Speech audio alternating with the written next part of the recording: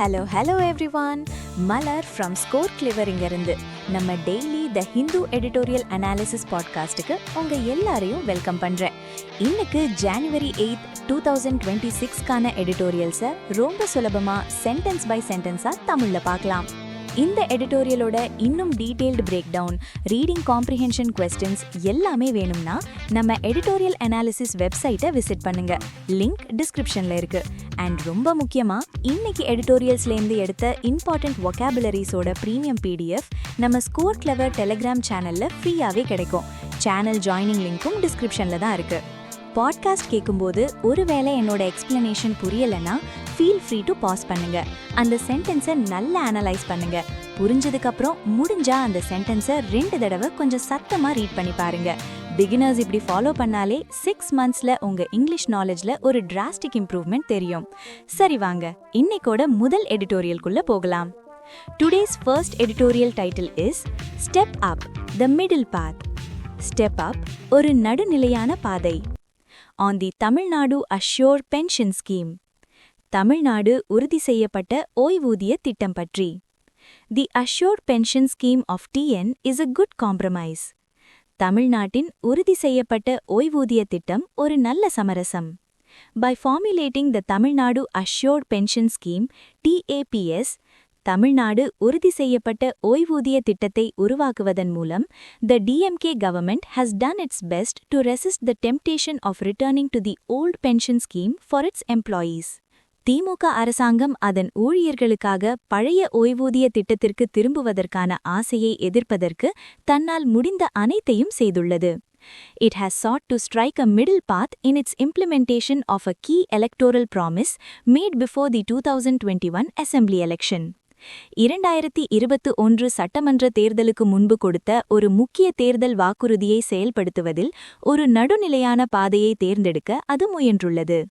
And the need for fiscal prudence மற்றும் நிதி சார்ந்த விவேகத்தின் தேவையையும் கருத்தில் கொண்டுள்ளது. இங்க ப்ரூடென்ஸ் என்ற வார்த்தைக்கு அர்த்தம் விவேகம் அல்லது எச்சரிக்கை உணர்வு, குறிப்பாக பண விஷயங்களில். Apart from nearly 2 lakh employees under the OPS, பழைய ஓய்வூதிய திட்டத்தின் கீழுள்ள சுமார் 2 லட்சம் ஊழியர்களை தவிர, there are around 6 lakh government staff under the contributory pension scheme since April 2003. April 2003 முதல் பங்களிப்பு ஓய்வூதிய திட்டத்தின் கீழ் சுமார் 6 லட்சம் அரசு ஊழியர்கள் உள்ளனர். It is this section that has been urging the DMK to fulfill its electoral assurance. இந்த பிரிவினர்தான் திமுகவிடம் அதன் தேர்தல் வாக்குறுதியை நிறைவேற்றுமாறு வலியுறுத்தி வருகின்றனர். OPS restoration, அதாவது பழைய ஓய்வூதிய திட்டத்தை மீண்டும் கொண்டு வருவது.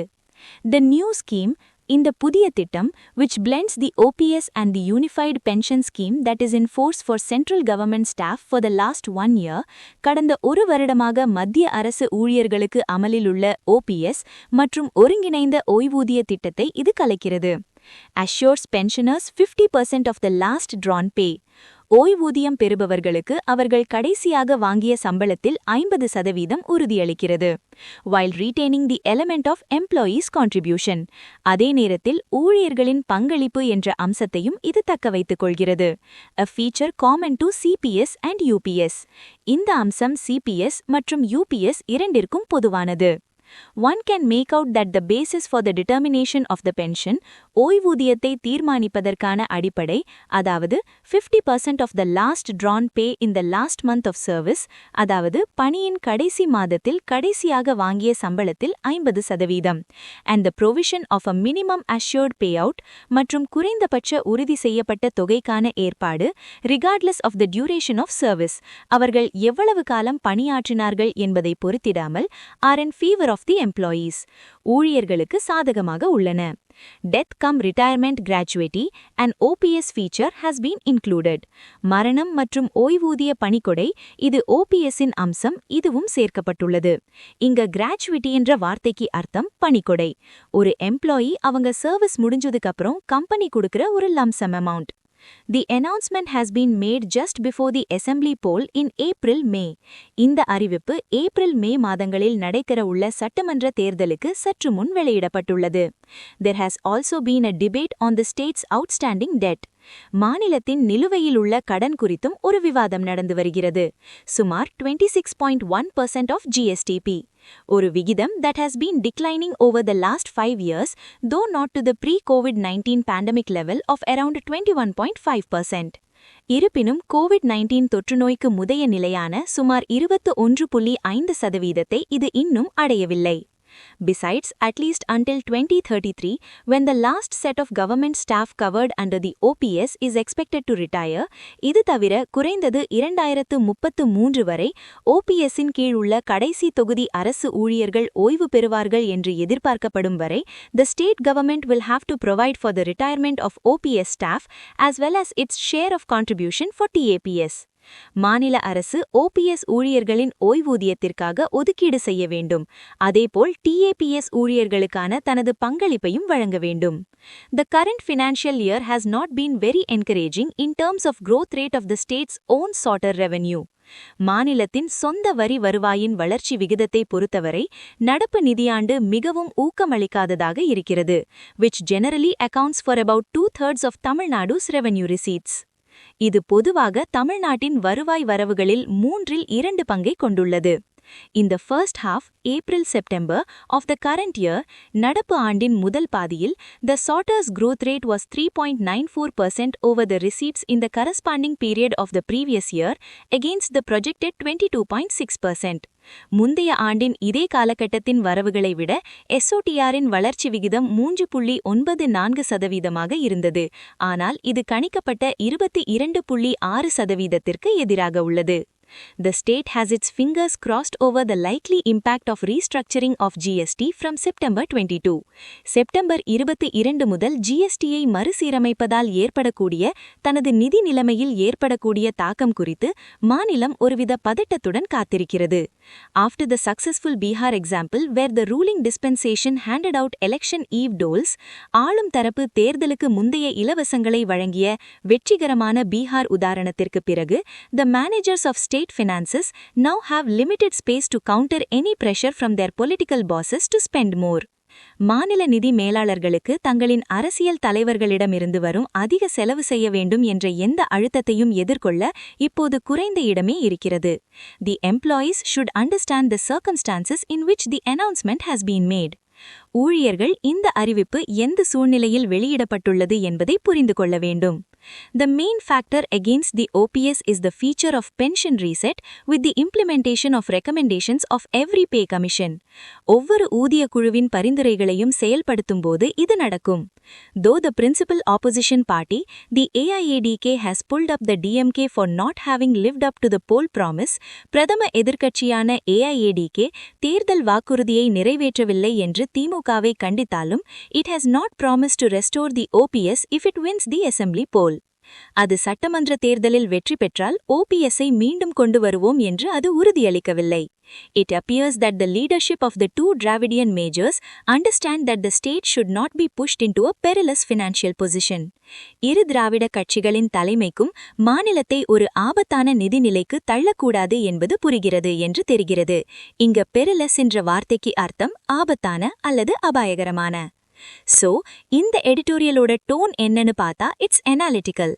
ஏன் அப்படி சொல்றேன்னா, ஆசிரியர் தமிழ்நாடு அரசின் புதிய ஓய்வூதிய திட்டத்தை வெறும் தகவலா சொல்லாம அதை அலசி ஆராயிறாங்க. OPS, CPS and TAPS-குள்ள இருக்கிற வித்தியாசங்கள், மாநிலத்தோட நிதி நிலைமை, அரசியல் காரணங்கள்னு எல்லா பக்கத்தையும் ஆராய்ந்து ஒரு நடுநிலையான பார்வையை கொடுக்கறாங்க. அதனால அது அனாலிட்டிக்கல். ஹே காய்ஸ், ஒரு சின்ன பிரேக். உங்களுக்கு vocabularies, idioms and phrases, phrasal verbs எல்லாமே மறந்து போகுதா? கவலையே வேண்டாம். கூகுள் பிளே ஸ்டோர்ல இருக்கிற நம்ம ஸ்கோர் கிளவர் ஆப்பை டவுன்லோட் பண்ணுங்க. எங்களோட யூனிக் லேர்னிங் டெக்னிக் மூலமா ஒரு தடவை படிச்சா போதும், லைஃப் டைம்க்கு மறக்கவே மறக்காது. சீரியஸ்லி ட்ரை பண்ணி பாருங்க. அண்ட் இந்த புது பாட்காஸ்ட் இனிஷியேட்டிவ் எப்படி இருக்குன்னு உங்க ஃபீட்பேக்கை கமெண்ட்ல சொல்லுங்க. உங்களுக்காக இந்த பாட்காஸ்ட் கிரியேட் பண்ண நிறைய எஃபர்ட் எடுக்கிறோம்.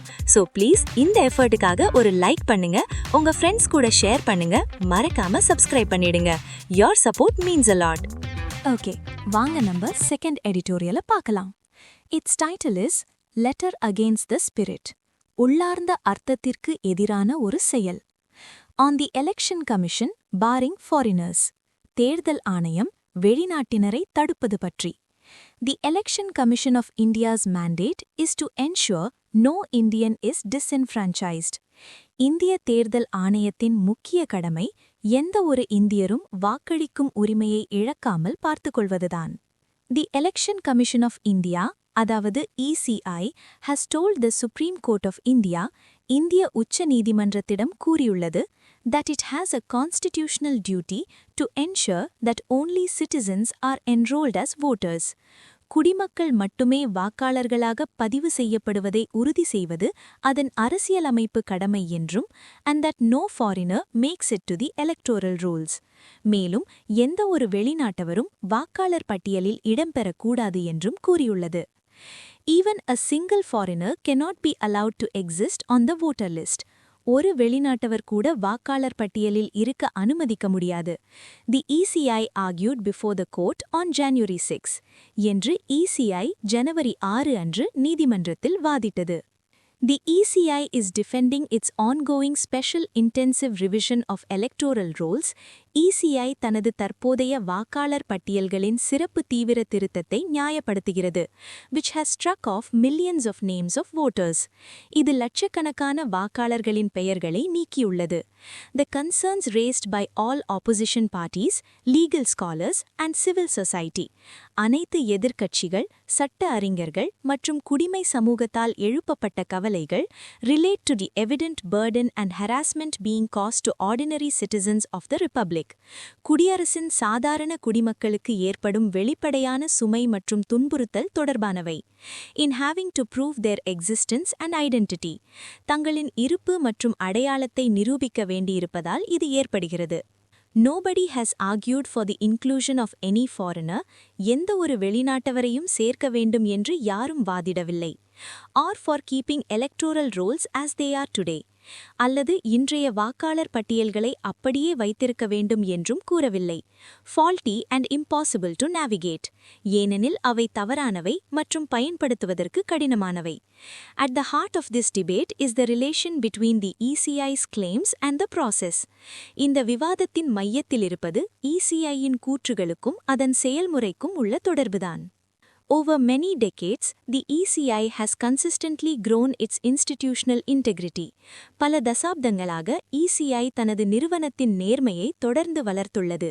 Despite occasional slippages, அவ்வப்போது சில சறுக்கல்கள் இருந்தபோதிலும், by expanding the franchise not merely as a formality but also as a substantive right, வாக்குரிமையை ஒரு சம்பிரதாயமாக மட்டுமல்லாமல் ஒரு உண்மையான உரிமையாகவும் விரிவுபடுத்துவதன் மூலம். இங்க substantive என்ற வார்த்தைக்கு அர்த்தம் உண்மையான அல்லது கணிசமான, அதாவது வெறும் பெயரளவுக்கு இல்லாமல். The maxim that no amount of escaped criminals justifies the punishment of a single innocent person. எவ்வளவு குற்றவாளிகள் தப்பித்தாலும் ஒரு நிரபராதியை தண்டிப்பதை அது நியாயப்படுத்தாது என்ற பொன்மொழி has resonance in this context. இந்த சூழ்நிலையில் மிகவும் பொருந்துகிறது.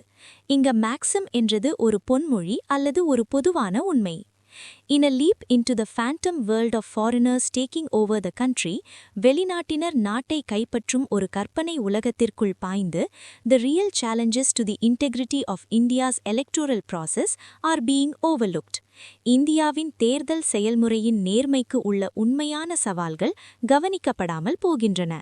Or maybe, அல்லது ஒருவேளை, the foreigner paranoia is being whipped up as a facade for polarization. இந்த வெளிநாட்டினர் பற்றிய அதீத பயம் மக்களை பிளவுபடுத்துவதற்கான ஒரு முகமுடியாக தூண்டிவிடப்படுகிறது. இங்க paranoia என்றது தேவையற்ற அதீத பயம் அல்லது சந்தேகம். ஃபசாட் என்றது ஒரு முகமுடி அல்லது உண்மையை மறைக்கிற ஒரு தோற்றம். That Article 324 of the Constitution grants the ECI independent control over the preparation of electoral rolls is not contested. அரசியலமைப்பின் 324வது பிரிவு ECIக்கு வாக்காளர் பட்டியல்களை தயாரிப்பதில் சுதந்திரமான கட்டுப்பாட்டை வழங்குகிறது என்பது மறுக்கப்படவில்லை. The concern is that the ECI is not acting independently and in a manner that boosts confidence in the electoral process. கவலை என்னவென்றால் ECI சுதந்திரமாக செயல்படவில்லை மற்றும் தேர்தல் செயல்முறையில் நம்பிக்கையை அதிகரிக்கும் விதத்தில் செயல்படவில்லை என்பதுதான். The litmus test of an electoral process, ஒரு தேர்தல் செயல்முறையின் உண்மையான சோதனை, very much like a judicial process, ஒரு நீதித்துறை செயல்முறையைப் போலவே, is whether the side that loses still trusts the process. தோர்த்த தரப்பினர் இன்னும் அந்த செயல்முறையை நம்புகிறார்களா என்பதுதான். Unfortunately for India, துரதிர்ஷ்டவசமாக இந்தியாவிற்கு, the current ECI has its priorities turned on their head. தற்போதைய ECI அதன் முன்னுரிமைகளை தலைகீழாக வைத்துள்ளது. When it frames its constitutional duty as the removal of foreigners and not the enrollment of every Indian citizen. அதன் அரசியலமைப்பு கடமையை வெளிநாட்டினரை நீக்குவது என்று அது வரையறுக்கும்போது, ஒவ்வொரு இந்திய குடிமகனையும் சேர்ப்பது அல்ல என்று கூறும்போது. While several authorities have a duty to look for foreigners, பல அதிகாரிகளுக்கு வெளிநாட்டினரை தேடும் கடமை இருந்தாலும், ECIக்கு மட்டுமே இந்திய குடிமக்களை வாக்காளர்களாக பதிவு செய்யும் கடமை உள்ளது. Through changes in rules and their partisan application, விதிகளில் மாற்றங்கள் மற்றும் அவற்றை ஒரு தலைப்பட்சமாக பயன்படுத்துவதன் மூலம் ECI தனது சொந்த மதிப்பை குறைத்துள்ளது மற்றும் sacred duty assigned to it in the recent past, மற்றும் சமீப காலத்தில் அரசியலமைப்பால் அதற்கு ஒதுக்கப்பட்ட புனிதமான கடமையையும் மீறியுள்ளது.